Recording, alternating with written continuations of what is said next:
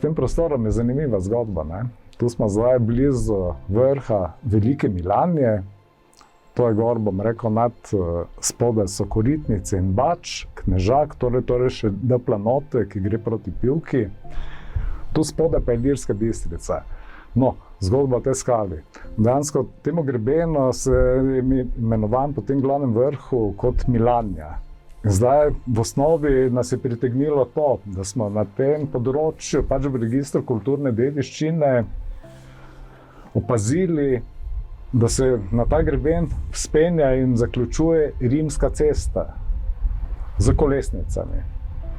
In ko smo šli to raziskovati, smo kaj hitro, bom rekel, našli te kolesnice in rimsko cesto, ampak takrat je tale skala, za katero sem naknadno zvedel od domačinov, da se imenuje Zob, pritegnila našo pozornost. In sicer, bom rekel, zdaj, če bi šel kaki kilometer pa pol stran zračne linije proti jugu, so tile italijanski bunkerji, ena malo višja točka, tam se reče hribu tudi Devin, ker tu spodaj drugi hrib, tu imamo namreč dva Devina, ta skala se nahaja med dvema Devinama. No, skratka, je bila krasno vidna, ne. In ker po Sloveniji, poleg, bom rekel, rimske dediščine, v bistvu ta niti ni naš primarni interes, ampak je to prazgodovinska dediščina. Za takšne skalne osamelce imam vedenje, da so pač dostikrat bila na teh mestih kot neke vrste kultna mesta. In da so na takšnih skalnih osamelcih pogostokrat tudi kakšni skalorezi, petroglifi, ki znajo biti prazgodovinski. Mi smo se pač odpravili na to lokacijo, ne. Kasneje bomo pokazali kamne, ki so spredaj, ne. V bistvu tam spredaj kakšnih 7-8 kamnov, ki smo jih že zadnjič pred kakšnimi pol leta preliminarno merili, ampak izgleda, da so ti astronomsko usmerjeni. Zdaj bomo pa še potem kasneje šli to enkrat preveriti, ne. Ampak ti kamni niso edina zanimivost tukaj. Zdaj najprej, ko sem začel za temi skalorezi, petroglifi, na tej skali konkretno se kaj hitro izkazala, da na njej ni petroglifov, ker je zelo krušljiva. So pa drugod po skalah različne sledi obdelave. Naprimer, tu niže dol se vidi, da je bil tu vklesan med skalami prehod, ker vidite, tisti dve skali imata dve ravni steni. In tu gre cesta, ki pa potem gre na tej strani tega skalnega osamelca, ki se imenuje Zob. Smo pa tu, bom rekel, na višini nekje okoli malo manj kot 1100 metrov. Na snežniški planoti, nad Ilirsko Bistrico.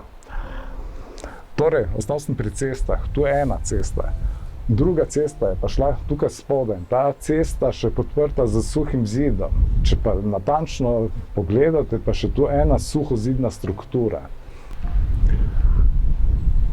Potem, če se pogleda tale skala, se vidi, da je tukaj mala tale platforma, ima kot neko platforma izravnana in ni edina takšna. Za temi skalami še so neke ostaline, bom rekel, temelji kvadratnega tlorisa. Zdaj, če bi v grobem podal neko oceno, s tem, da to je pač ocena, ni pa nujno, da to drži, ne. To je zdaj en zanimiv pogled na tloris teh balvanov tukaj spodaj, ne, ki so morebiti naravni, morebiti pa so postavljeni. To postavitev bi pač bilo potrebno premeriti, ne, ampak vsaj v osnovi, ko sem meril na podlagi zračne fotografije, je ta linija približno sever-jug, ne. Tile kamni tukaj v nizu pa so vzhod-zahod.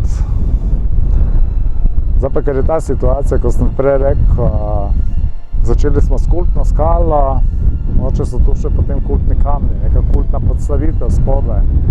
Zdaj pri temu mora biti priča tudi ta struktura, neposredno zaradi njih, ki pa dejansko je tu zdaj z te pozicije zelo dobro vidno, spominja pa čisto na eno grobno gomilo, ne. Vprašanje je zdaj tudi, če je drži, ne. Bi lahko sklepali pač glede na te, da so italijanski bunkerji oziroma ostaline iz 20. stoletja, z prve polovice, ker je tu šla pač italijanska utrdbena linija, zelo pomembna linija, ker vsi ti bunkerji imajo podzemne prostore, no, ker so ti delani iz betona, Tu pa imamo, po drugi strani pa imamo v njihovi neposredni bližini še suhe zidove. Lahko sklepali, da so ti suhi zidovi starejši. Greben, če bi gledali topografsko, je izjemnega strateškega pomena, ker se na njem stika več poti in te, ki pridejo za te Pivške kotline oziroma te kotline, ki gre potem do Postojne, pa te poti, ki pridejo za smeri Reke in Kvarnerja, pa tudi poti, ki pridejo z Krasa.